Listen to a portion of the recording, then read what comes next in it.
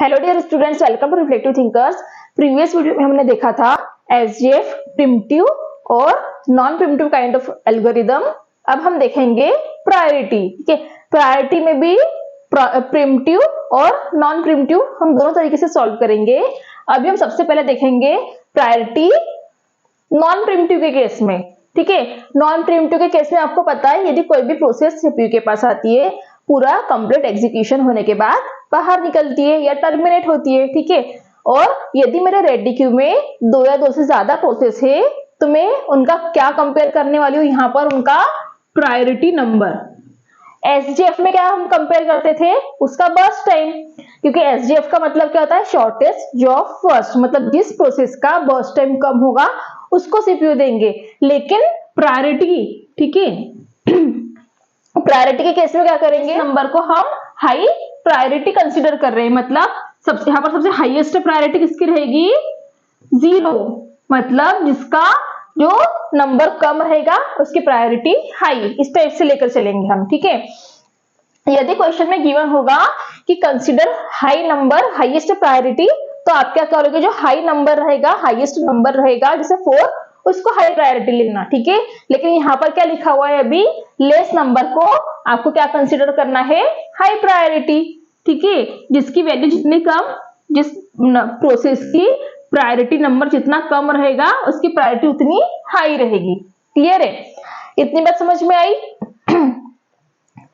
Same करना है यदि, अब क्योंकि प्रायोरिटी बेस का न्यूमेरिकल है। ठीक है, एसजीएफ में हम बर्स्ट टाइम कंपेयर करते थे, लेकिन प्रायोरिटी में हम प्रायोरिटी नंबर कंपेयर करेंगे। ठीक है, अब देखो मेरे पास 5 प्रोसेस गिवन है, 5 प्रोसेस का अराइवल टाइम गिवन है, बर्स्ट टाइम गिवन है, प्रायोरिटी गिवन है। अब मैं गेन चार्ट के थ्रू सॉल्व करूंगी और टर्न अराउंड टाइम और वेटिंग टाइम निकाल के उनका एवरेज फाइंड करूंगी। स्टार्ट करते हैं। सबसे पहले मैंने यहाँ गेन चार्ट बनाया है। गेन चार्ट में मैंने कौन सी प्रोसेस किस टाइम पर अराइव हुई, मतलब किस टाइम में रेडी क्यू में आई, मैंने यहाँ पर लिख के रखा हुआ है। देखो P1 कब आई, 0 मिलीसेकंड पर, P2 कब आई, सॉरी P4 कब आई, 2 मिलीसेकंड पे, 5 मिलीसेकंड पर आया P2, P5 कब आई, 9 मिलीसेकंड पर, और P3 कब आई, 12 मिलीसेकंड पर। ठीक है, इस टाइप से मैंने गेन चार्ट में इतना लिख कर रखा हुआ है, जिससे हम कंफ्यूज ना हुए कि कौन सी प्रोसेस कब अराइव हुई है। इतना करने के बाद स्टार्ट करेंगे तो 0 से 0 पर मेरे पास कौन सी प्रोसेस है, P1। ये देखो P1। ठीक है, तो मैं किसको सीपीयू दूंगी, P1 को। भले ही आप बोलोगे आपके P1 को क्यों दे, क्योंकि प्रायोरिटी किसकी हाई है, P2 की, लेकिन वो अभी अराइव हुई नहीं है, मतलब सिस्टम में आई ही नहीं है, तो हम सीपीयू दे सकते हैं क्या, नहीं। हमारे पास जितनी प्रोसेस अवेलेबल है उसमें से हमको प्रायोरिटी चेक करके सीपीयू देना है। भले ही क्या है, P2 जो प्रोसेस है उसकी प्रायोरिटी सबसे हाई है, ठीक है, लेकिन उसको हम सीपीयू क्यों नहीं दे पा रहे हैं अभी, क्योंकि वो अराइव कब हुई है, 5 मिलीसेकंड पर। यहाँ पर अराइव हो रही है P2 प्रोसेस, अभी सिस्टम में एंटर हुई नहीं है, तो जो ऑलरेडी मेरे पास अवेलेबल है हम उसको सीपीयू देंगे। ठीक है, अब देखो P1 का बर्स्ट टाइम कितना है, 11, तो ये पूरा 11 चलेगी, क्योंकि ये नॉन प्रिमिटिव का केस है, तो कॉन्टेक्स्ट स्विचिंग का केस तो आएगा ही नहीं। जो प्रोसेस सीपीयू को मिली, सीपीयू उसका कंप्लीट एग्जीक्यूशन करेगा। तो 11 तक कौन चला, P1। ठीक है, अब P1 का कंप्लीट एग्जीक्यूशन होगा तो P1 बाहर आ गई। ठीक है, अब यहां पर जब मैं P1 तक पहुंची, 11 मिलीसेकंड पर जब मैं आई, तो मैं अब क्या चेक करूंगी कि मेरे पास सिस्टम में जब मैं P1 को एग्जीक्यूट कर रही थी तब तक मेरे पास कौन कौन सी प्रोसेस अराइव हो चुकी है, P4, P2 और P5। क्लियर है, P4, P2 और P5। अब मेरे पास जब तक मैंने P1 को एग्जीक्यूट कर रही थी उतने टाइम के अंदर ही मेरे रेडी क्यू में 3 प्रोसेस अराइव हो चुकी है। अब इन तीनों में से मुझे चूज करना है कि अब सीपीयू में कौन सी प्रोसेस को दूं। अब मैं किसके बेसिस पर चेक करूंगी, प्रायोरिटी नंबर के थ्रू।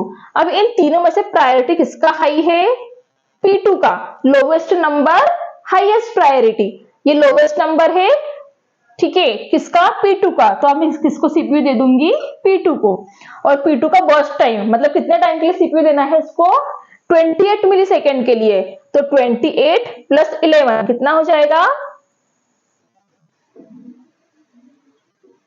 सपोज यहां खत्म हो रहा है, ठीक है, तो 39। क्लियर है? ये कितने मिली सेकंड के लिए चला P2? इसका बर्स्ट टाइम 28 था, तो 28 मिली सेकंड तक P2 चला। P1 का कितना था? 11 मिली सेकंड का, तो पूरा 11 मिली सेकंड तक चला। अब P2 भी हमारा क्या हो गया? बाहर निकल गया। अब कौन बचा है?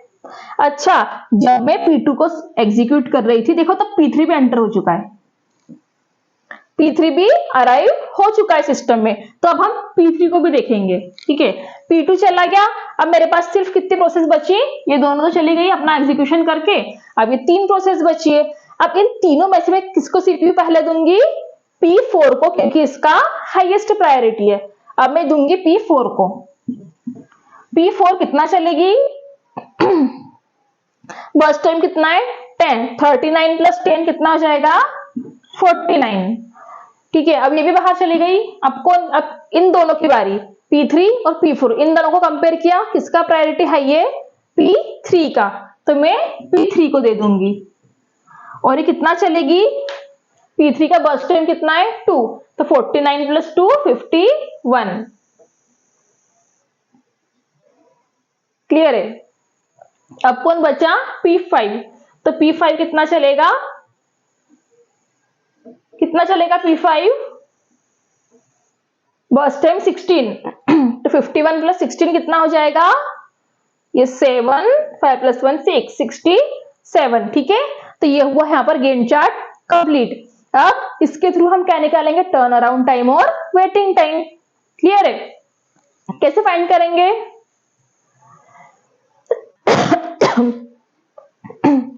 देखो, सारे प्रोसेस का completion time minus arrival time निकालेंगे तो टर्न अराउंड टाइम आ जाएगा।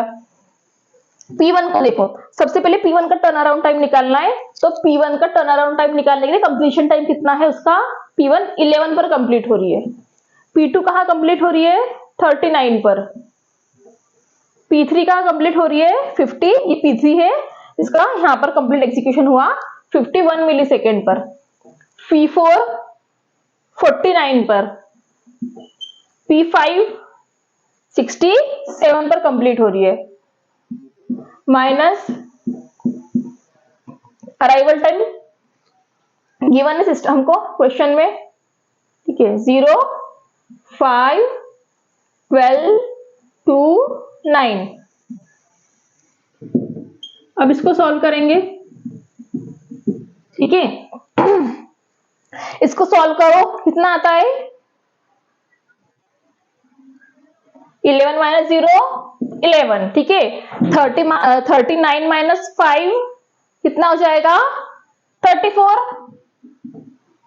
उसके बाद कौन है? P3 के लिए 51 माइनस 12 कितना हो जाएगा? 39। 49 माइनस 2 कितना हो जाएगा? 47। अब P5 प्रोसेस के लिए देखो, 67 माइनस 9 कितना हो जाएगा? 40।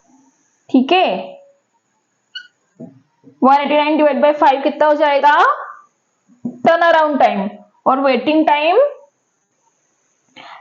में यहां पर कितना है? 58। हमने 47 लिख दिया था, 58 है यहां पर। 58 माइनस 16 कितना हुआ? 42। अब इसको हमको 8 करना पड़ेगा, कितने आ जाएगा? 122। ठीक है, कितना हुआ? 122, तो 122 डिवाइड बाय 5, ये हुआ एवरेज टर्न अराउंड टाइम और एवरेज वेटिंग टाइम। क्लियर है? तो यहां पर यह हुआ हमारा प्रायोरिटी नॉन प्रिमिटिव टाइप का क्वेश्चन, ठीक है, एल्गोरिदम। अब हम नेक्स्ट सॉल्व करेंगे प्रायोरिटी प्रिमिटिव टाइप का, जहां पर हम कॉन्टेक्स्ट स्विचिंग कैसे होगी प्रायोरिटी के केस में वो देखेंगे। ठीक है, थैंक यू।